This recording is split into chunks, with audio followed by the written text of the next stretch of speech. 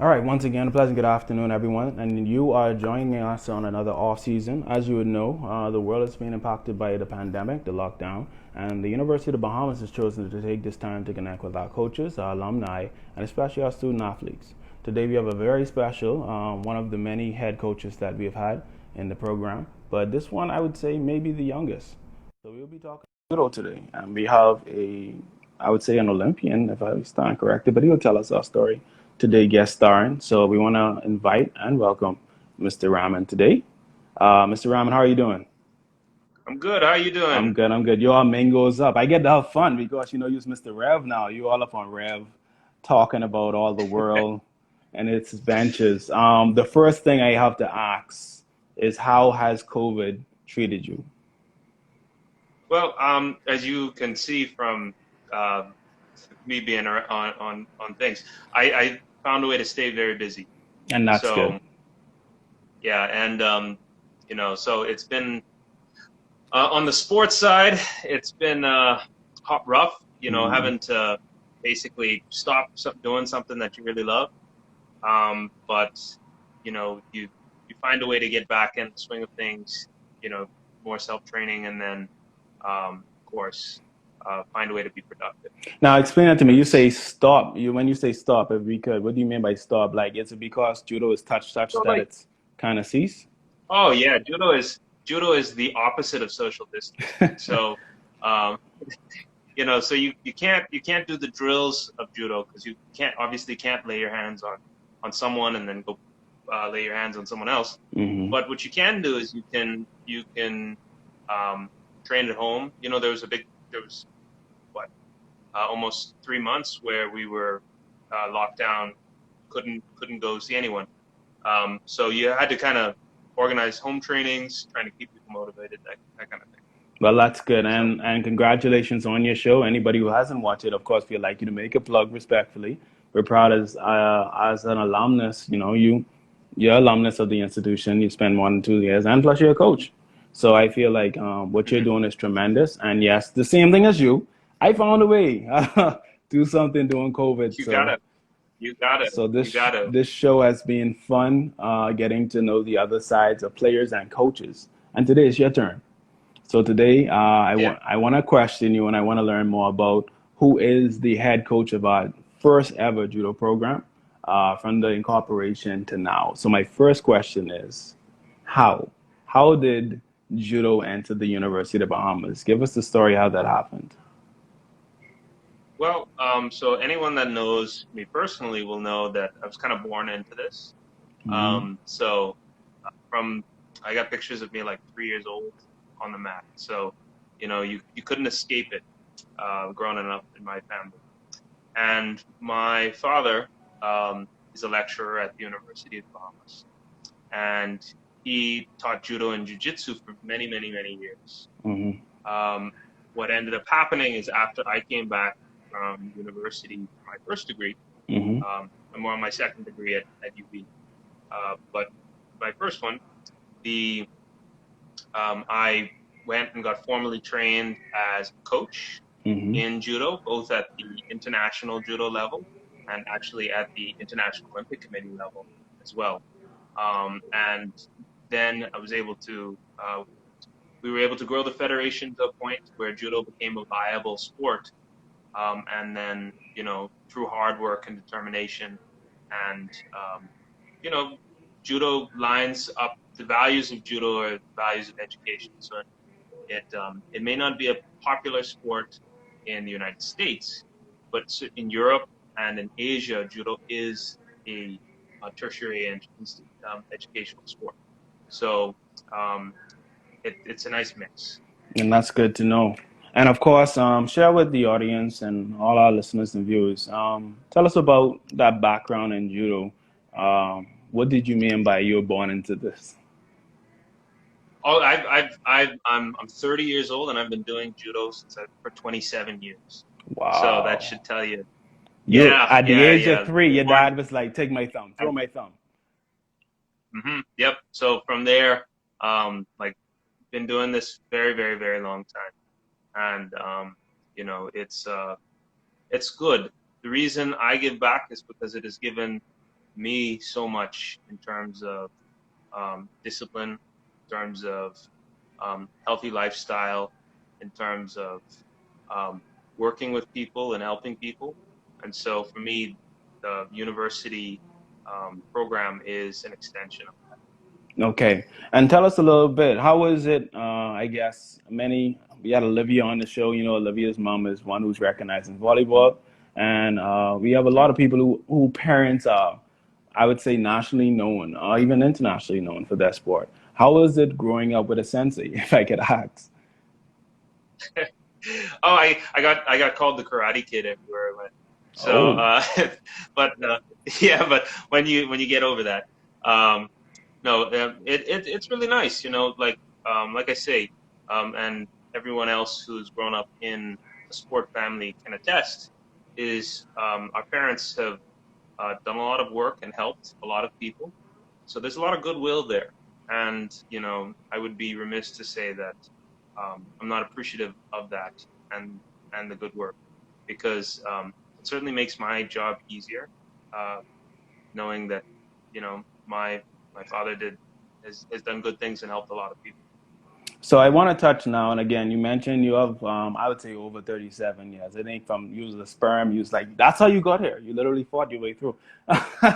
But Yeah, yeah, yeah. with Been Sensei, winning ever since. I want to know for any listeners, of course, you're the head coach of judo. We have I think, a dynamic program. We've had great alumni like Desmond Obudo leave the institution, graduated from your program and your direction. And of course, we have Raven Penniman, who's doing still medaling to this day in our area. Hmm. So Hmm. with all that victory under you and all that belt in the federation and at the University of the Bahamas, can you share with us what was nurtured into you? What has been your journey from that young age to now that made you such a Okay. dynamic and influential coach? Well, what so judo, like all sports, at a high level, is very, very hard. And so what that does is you lose a lot before you are able to win. Hmm. So what ends up happening is you have to keep going back to the drawing board. You have to keep going back and replanning again, losing, and then replanning again and losing. Like it's my first coaching job was in 2013. So it took me 2, 3 years before I even was able to start winning, which is a long time. A lot of people quit within 3, 4 years time. So growing up, I'm not a naturally gifted athlete. I mean, I am in some. I'm probably middle of the rung. Not too athletic, not too unathletic. Hmm. I have pretty good reflexes. But what? So my way of winning is I had to be very tactical. So I had to be very. I had to outsmart the opponent. I had to do these things because I couldn't rely on my strength. And unfortunately, I didn't figure out until after I got the education in coaching that strength is something that you can fix. My athletic career ended, but um, you can take, you know, you you can beat people you can find ways to win, many different ways to win in a sport like judo. Obviously, you have to be a certain level of strength, um, and then you have to have a certain level of tactics um, to perform, but you can win that way. So what? So I want to just take a pause. So have you medaled for the Bahamas? I have not. I have not. Oh, okay. I have never. I have medaled at the level below the professional level. Oh, okay. So, but at the professional level, I never medaled. I never won a match. Man, I thought you was So decorated, bro. From sock time, I was like, no, he no, probably no, got. no. It's okay.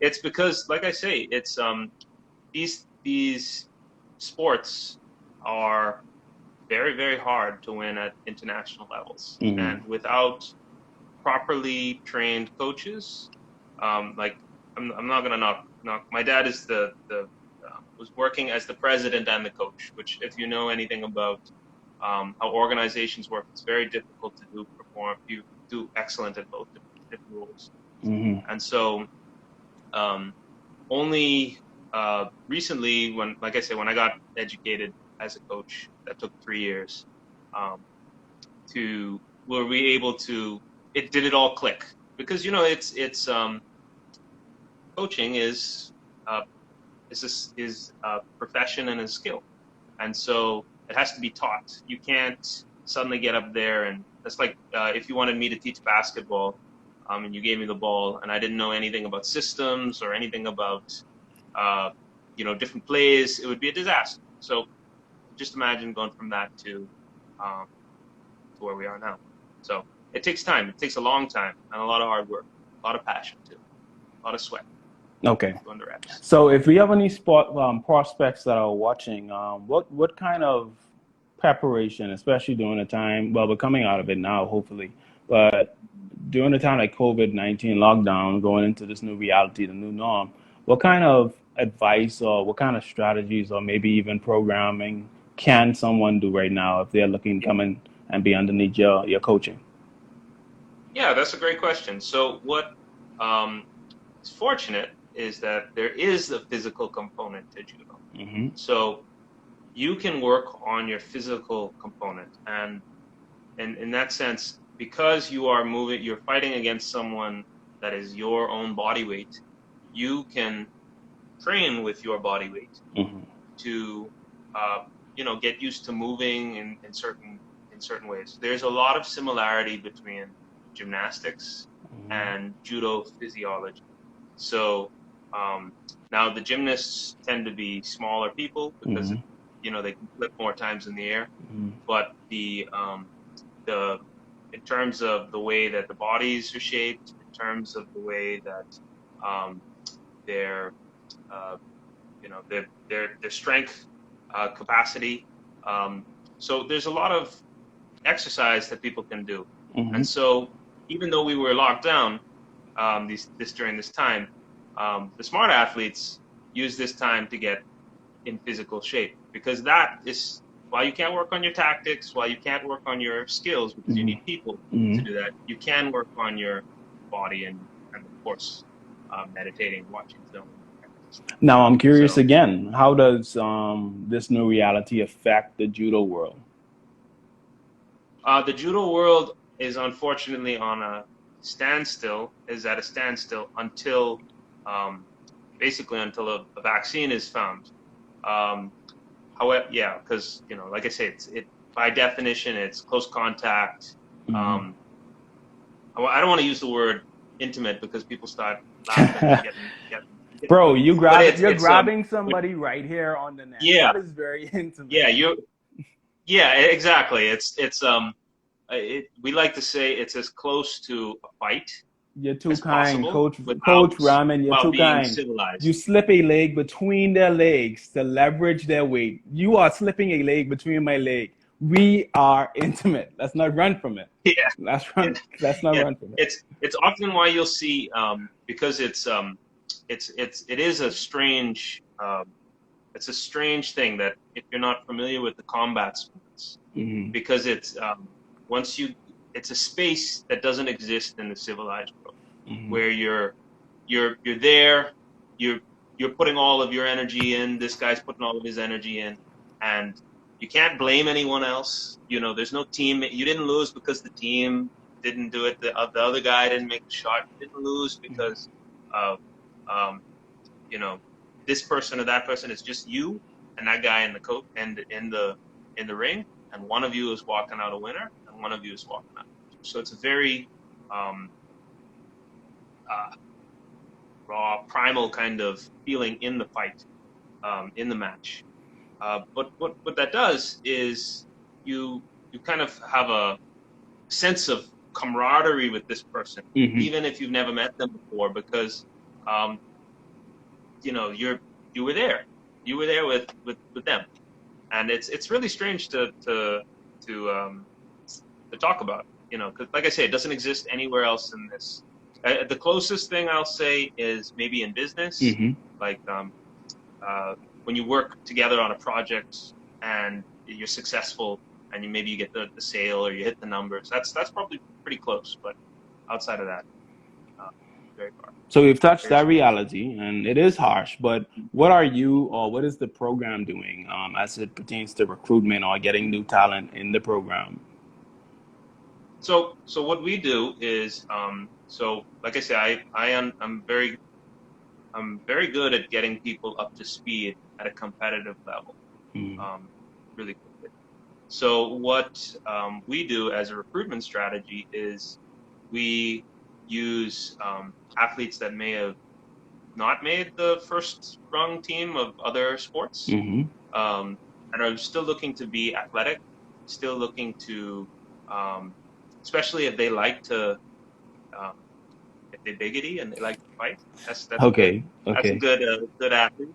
Mhm. But also people that are looking for something challenging that's going to be really rewarding. Like it's, like I say, there's a lot of confidence. If you know anything about all my athletes, they're all very confident people. Um, you know, it's they step out into the real world and are able to do big things um, because of the nature of the sport. It really does change you and change the way you think. Now the sport, of So I, course. Oh, sorry. Continue. Continue. Sorry. No, no, you can continue. I was I was gonna say yeah, because like it's um, you feel pretty confident when you know you can dash someone down at will. So There it is. That's why I don't play with you. I ain't gonna lie. I look at you a couple of times and I was like, I could take him, And then I thought one time, because I trained underneath your daddy in karate before, and I hmm thought to myself I could take him. And he was talking to someone. I was like, I can show them right now who's boss.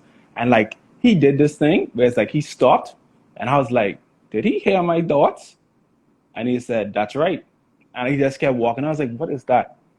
Because I think he felt the intention of what I was gonna do. Because I'm a yeah. class clown. But No, like no, it's boy, how do I describe that? Yes, yes. After a while, you start to get a feeling of uh, body language, intention, things like that. It really is difficult to explain.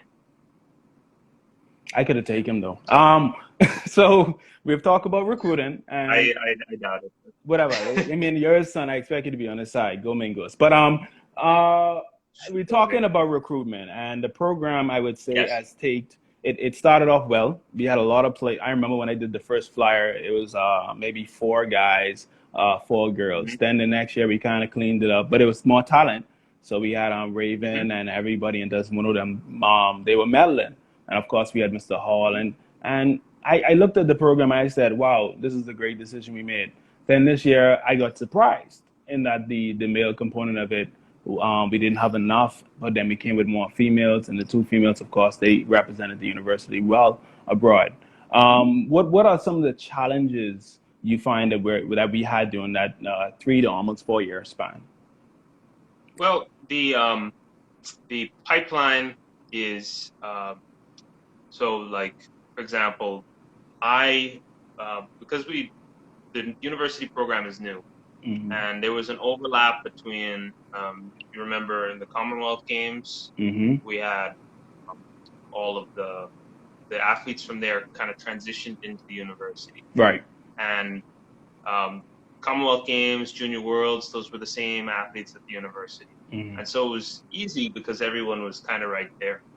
Now, from a federation standpoint level, because the funding wasn't there uh, to get the 15 and 16-year-olds continuing and up, there was a little bit of a gap, and that's what you're experiencing now. Wow.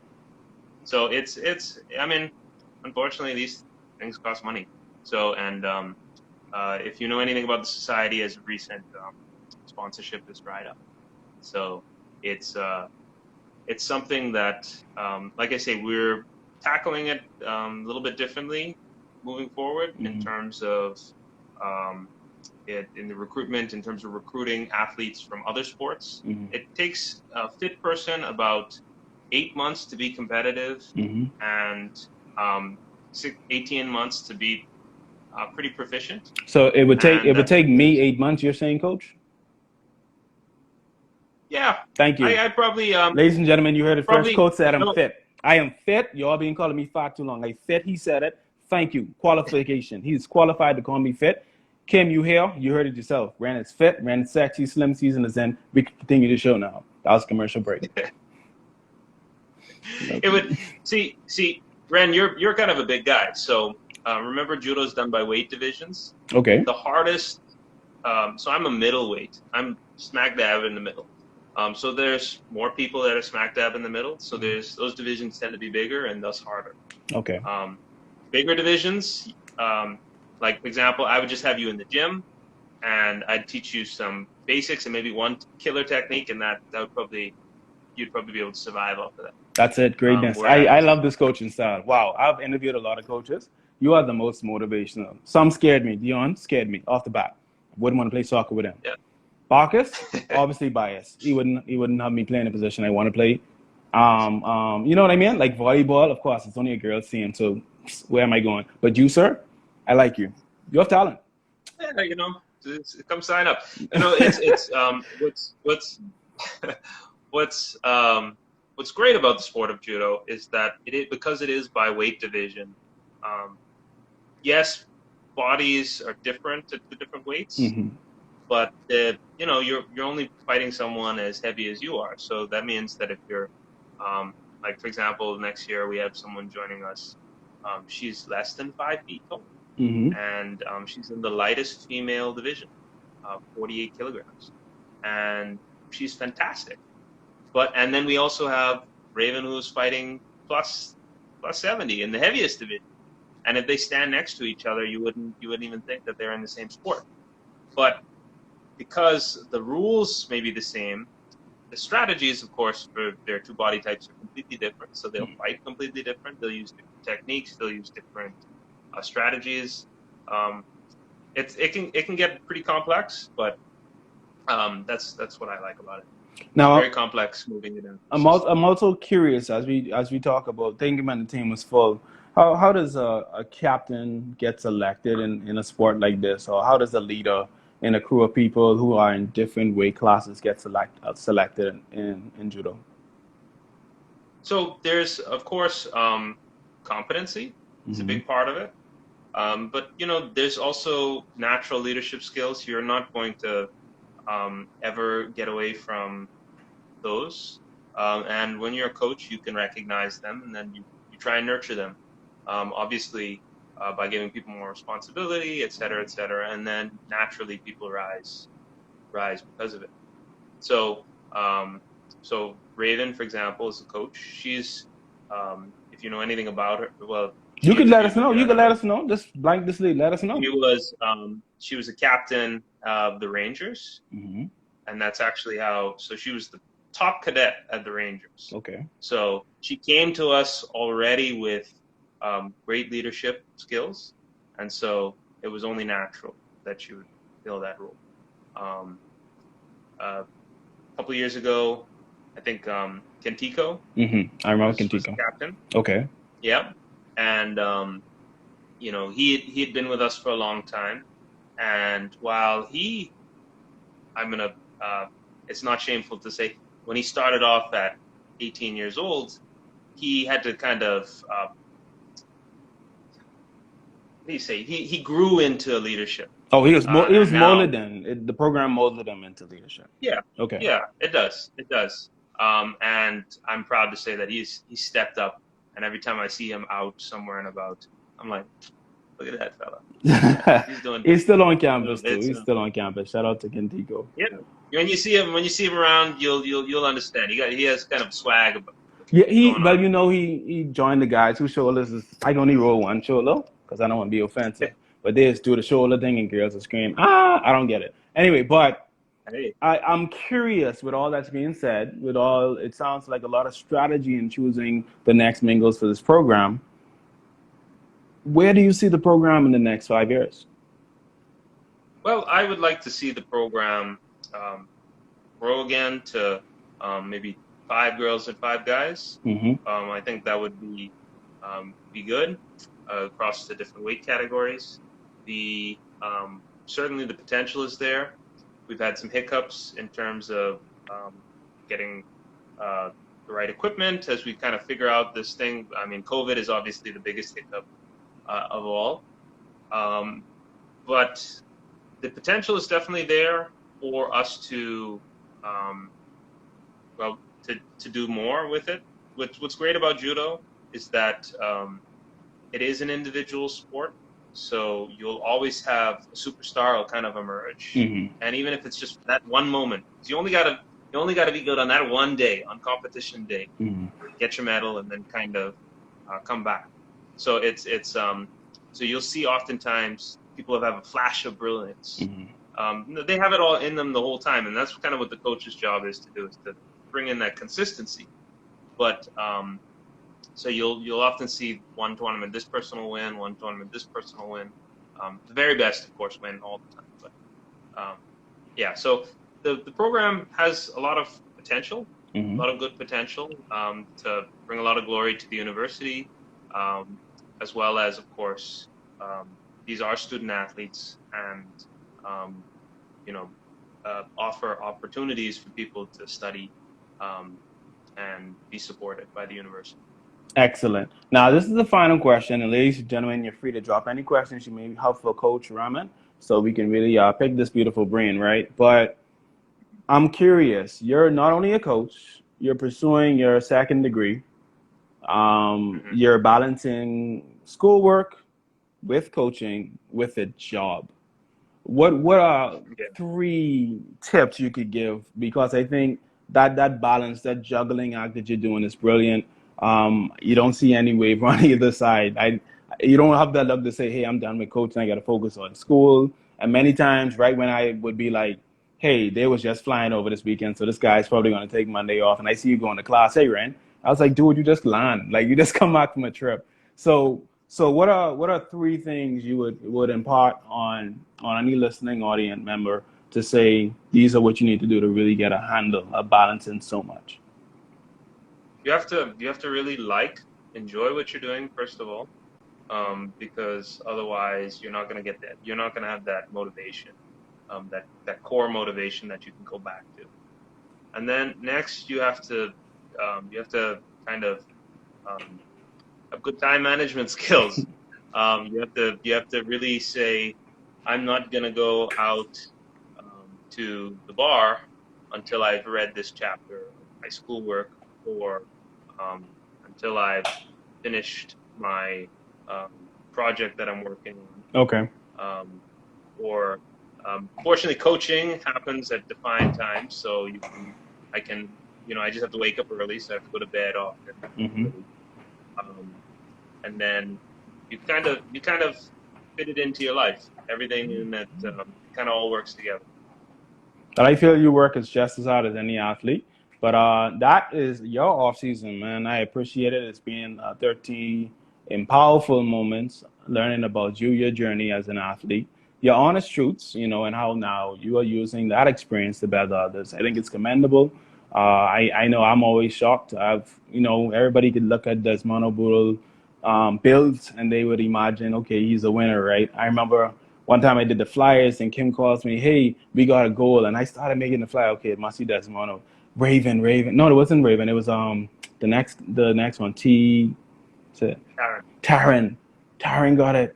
Mhm. And I was like, oh my goodness, she's a beast. Because I looked at her and I wouldn't think to fear her. Yeah.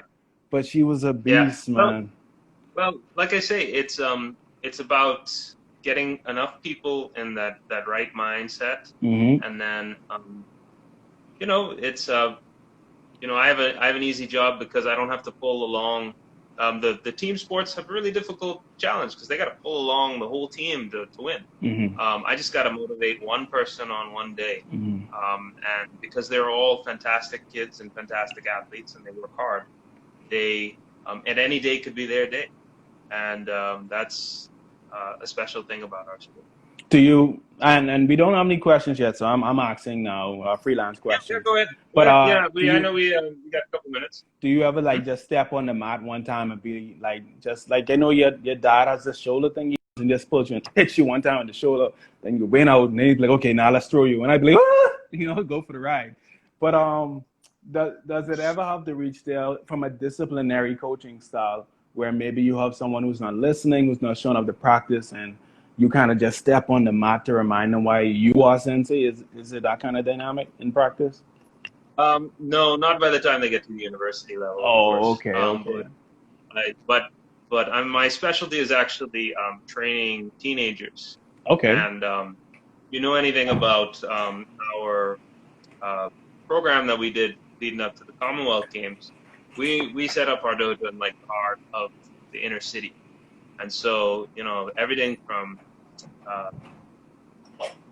I've seen it all. I've seen stabbings. I've seen all kinds of stuff. So Hmm. it's yes, at that age group, yes, but also at that age group, you're still quite a bit bigger than them. Okay. It's only when they reach university level and you've been training them how to lift weights for 6 years, you say, no, maybe I shouldn't. This guy might actually be a hurt. Is that the case with Boodle? Because Boodle used to be skinny, bro. How Skitty. did y'all do Yeah, that? That guy I was remember skinny. because I know Desmondo for almost might almost be a decade now. So in high school he was skinny. He'll tell you even too. So it's good to see what proper sports science will do to your body if you're willing to do the work. Hmm.